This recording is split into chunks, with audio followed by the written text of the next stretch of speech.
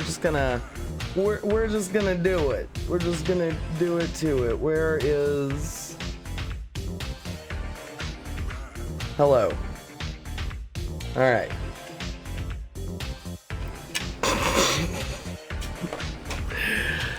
Alright.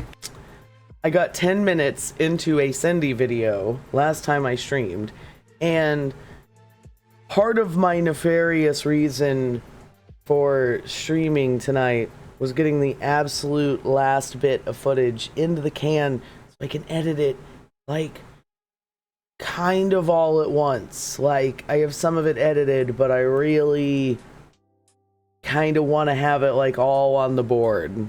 Everyone should be relatively caught up on the scenario, so...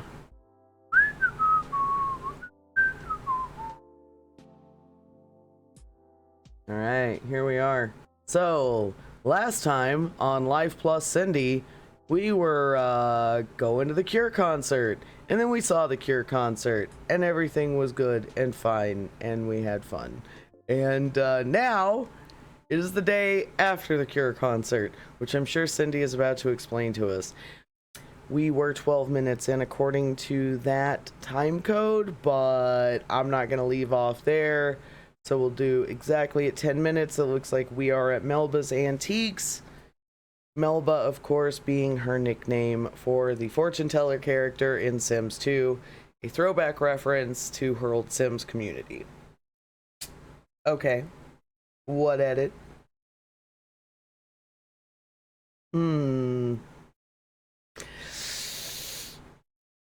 Like on me?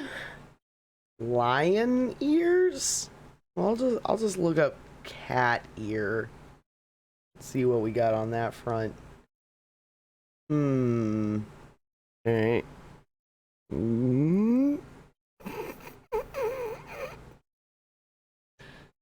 Well, there you go. But yeah, Icebore has demanded ears, so here we are. You know, these aren't bad. The white outline's a little meh, you know. It could be way worse. And Lodane got a cheeseburger toaster, which looks so good. There's a big ass onion ring in there. Oh, hell yeah. Okay, so that sandwich looks big, but I will say that at the end of the day, it's really no bigger than your average patty melt because, of course, the onion ring kind of collapses, right? And it's Texas toast, which also kind of collapses, and it's in like this humid environment for even if it's just like 30 seconds. It's just enough to like really like, but that's fine because you go to take a bite and it all is like, now I am correct size for biting, and you're like, all right, well, especially if you take that tomato out. You gotta take it out. You know, if you want the tomato, take it out of the sandwich, put a little salt and pepper on it, you know, right? Nothing wrong with that. All it's gonna do though is water down your condiments. It's all it does. Especially fast food tomatoes. They're just mealy, wet messes. They're not like flavorful tomatoes. One of the only tomatoes I will keep, though, is a Brahms tomato. So, it's one of those, if you know, you know. Brahms, they go out of their way to have half-decent produce, it seems like, so. Yeah. Well, I don't know if I'd call it melt. It's more like a deflate. It's like, because yeah, I don't know. Yeah, Whataburger tomatoes are very unimpressive. Turns out that Sonic and Whataburger apparently use the same hamburger patties, but the difference is Whataburger salts theirs very heavily. And I used to argue with my brother-in-law about that all the time because he was like, I've worked at both places, they're the same damn patties, da-da-da-da-da. And like, everyone's like, dude, Whataburger's like literally a better tasting patty though. Like, I guess they just should be salted. I don't know what to tell you. See, yeah, heirloom. See, that's what I'm saying. It's like an heirloom tomato on a sandwich, you know, something somebody actually like grew and loved, and like, you know, that's a different situation. Like, even like a really good sandwich from a really good like bistro or something, the tomato may be doing some work for you, but fast food, I just don't even fuck around. But I also don't like being picky and ordering complex things, so I often just pick the tomato off and either eat it separately or not, just depending. So there's my tomato condiment discourse. Probably not the first time on this channel I've actually covered that particular. Probably not the first time in the Cindy vlog line of things. I'm gonna have to go back and find out. Oh god, this is just gonna be something I talk about all the time. It's just I'm gonna have to put it on my political white paper when I run for office that I'm strictly anti-tomato and fast food sandwiches. It's well known. Yeah, exactly. 100% on the just salt it and eat it, you know? Yeah.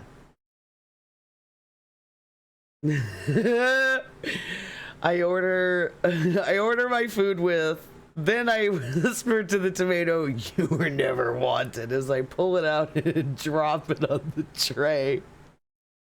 What is this guy doing? What is this guy? He's scoping it out. He's like, what is this broad doing at the fucking gas pump? I told her she should start telling people, like, if they eyeball her, that she should be like, oh yeah, I'm out of town, I'm sending videos to my kids, you know? No one would question it. Like, considering how a vlogger vlogs, like, oh hey guys, look at the menu, hey, here we are at da-da-da-da. Like, you literally could just be sending but no one ever asks. No one ever asks. Like, no one talks to one another. Local man incapable of minding his business. I mean, you know, when you see a camera, it is hard. Look at this guy. I don't know, he's funny to me. Let's see what this fucking gas pump dude is doing. For some reason, they didn't fill that up for us. And this is the first time I've seen at a gas Anticlimactic. station so far. You have two choices, 0% ethanol gas or contains up to 10% ethanol. I'm getting the 10%. I can't believe this is the first time you've seen both. We're stuck in I'm still pretty traffic proud of about it though. I think I did 38 all miles right. away from the place where I have to pick up my car. There's some kind of accident or something and we're like barely moving. We've been stopped. And I really hope it doesn't mean we're not going to be able to pick up the car because we don't make it in time, because right now I think it closes at 5 and right now we're going to get there at 4:45 if we're lucky, You know, but it looks like traffic's starting to speed up a little bit. Okay, so now we're at a complete stop in the middle of traffic. Traffic sometimes is really hard to deal with, right? Sometimes it's just not easy to cope with without like having a layer of rage, you know, just starting to build, and it doesn't do anybody any good to just sit there and boil underneath the surface. And so I remember hearing not too long ago from a different YouTuber about how Phil Hine, who is this guy who's written books about like chaos magic and stuff, right? I've read some Phil Hine, but I never got like that deep into him. Well, this YouTuber I like was telling the story, she's told it a couple times, about how like he mentioned in one of his books that he has this thing he imagines you know, helps with traffic jams, which is this like cool cat wearing sunglasses on a skateboard, like directing traffic, right? Now, you know, like all things metaphysical, spiritual, religious, I'm deeply agnostic, and I just don't think you can really claim the veracity of those claims or lack thereof. I think it's a moot point and no one's going to really win that argument, right?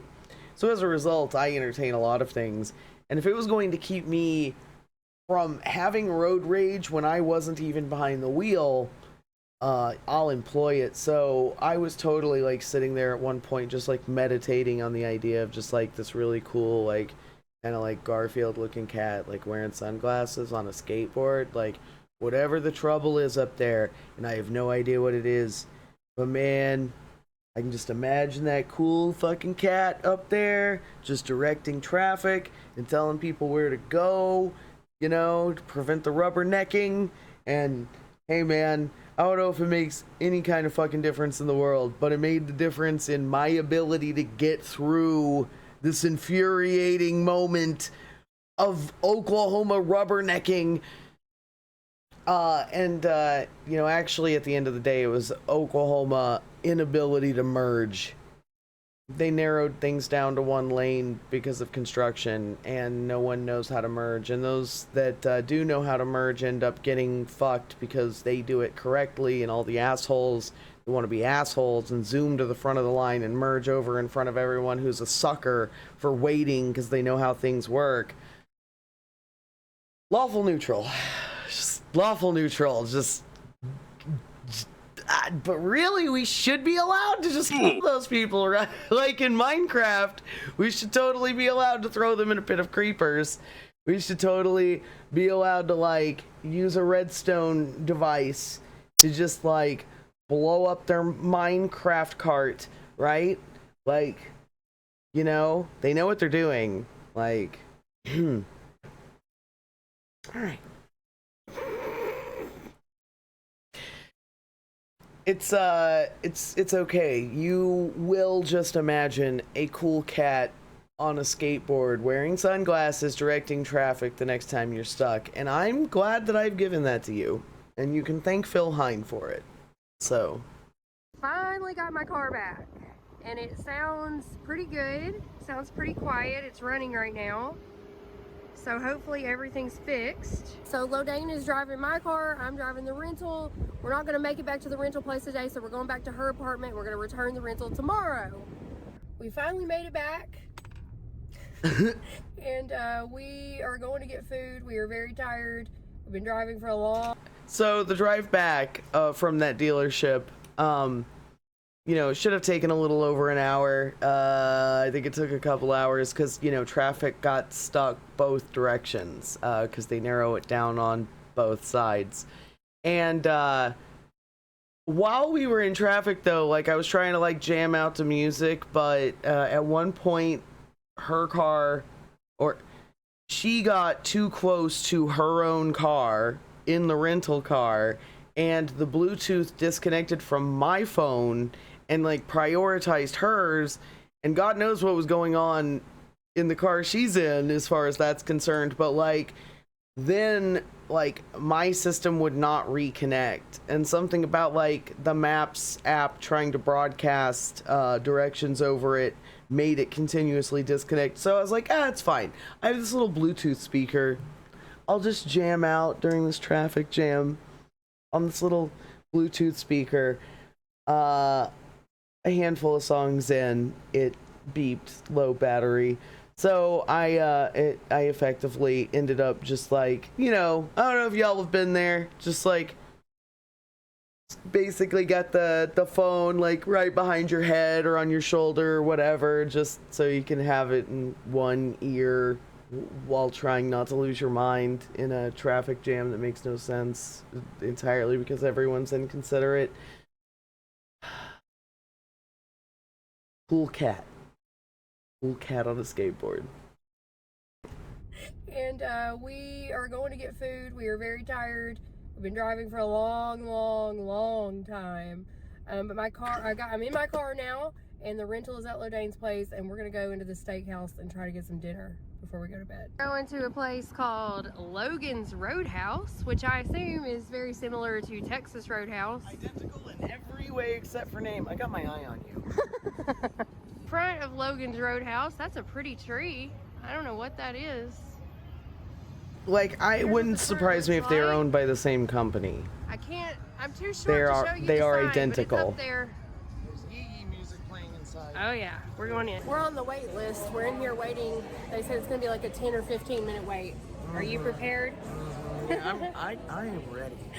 I do wonder how much of Cindy's audience I alienate with my talk of Yee music. At the bar because they have a lot of open. A lot of country fans out there, right? But it's just like a roadhouse, steakhouse kind of place, like Texas Roadhouse. We finally got seated. It's just a regular steak. What is with this glitchiness? Just like Texas Roadhouse. Nothing too special. I'm probably just gonna get one of these. Am I tripping? That looks like it's stuttering a little bit. Steaks here. I don't know which one. What What are you doing? I got a tea, unsweet tea like in with spy lemon. films. And guess what Lodane got? Rocking the DC, my friends. Guess what, y'all? I'm gonna eat a salad. See what all tonight. that It's a traffic special did to treat, me? Only I'm not gonna eat the croutons. I asked her what came on the salad, and she did not tell me croutons. So I'm gonna pick those off because I'm definitely not eating that. But I am gonna try to eat some of the greens and cheese and dressing. So This is I'll like try. the first veg I she's can handle eaten, if I can handle the texture. like, what, I 9 don't like months or vegetables something? anymore. They feel like meat to you. They feel. Living vegetables. Yeah, I don't know the texture, but I'm gonna try. The salad sounds good. Okay, I picked the croutons off, and I'm gonna eat some of this, not all of it for sure. That is something I've heard reported from multiple people, is that when they become primarily meat eaters, for whatever reason, it's not always just because they're on some special diet, that the veins and the fibrous tissue and things like that are more like meat to them than meat is. That, like, they can't help but trip out on, like, the veins of the plant, and like it somehow becomes like more hyper real and more meat like than meat is. And they, yeah, like how we can just imagine how, like, if we were super duper full, for example, you're just not hungry at all, and someone just like puts a big greasy steak in front of us, and like how much work that would be to eat, is how much vegetables can feel like work to people who are primarily meat eaters, and a lot of it's texture, so yeah.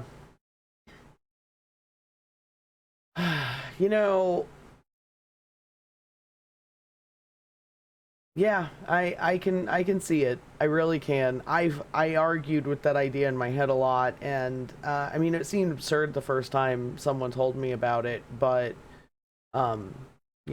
also though, like, I am a bit of a jerk here, and that is that, my parents drilled into my sisters and I to be very adventurous eaters and to try to overcome any issues we have, for the most part, with, things like that.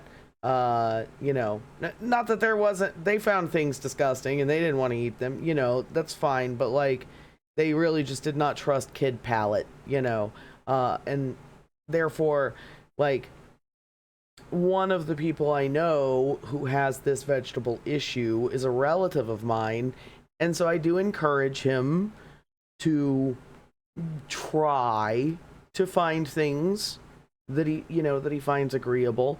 I'm glad that Cindy has sort of reintroduced. I know she's wasn't completely like stringent. I know she did have like guacamole before, but like, I'm glad there's more avocado and the mushrooms and things like that in the mix. I'm glad there's some more vegetables. But that's the thing, is elimination diets. You got to slowly reintroduce things and find out where the real problem is. And with the PCOS, starch and sugar is a big ass problem. So she's good to be careful, but I'm glad to see a reintroduction of stuff. Like, of course. So this was a big moment for her. She was very excited for the salad. I feel a little silly now realizing how long we've been paused talking about like how excited she was for the salad, because that's the behind the scenes moment here. But Sure. Yeah, I just kind of wanted to eat it. I don't know what to tell you. I'm eating it. Here we go. Woo. It's good when it's covered in ranch.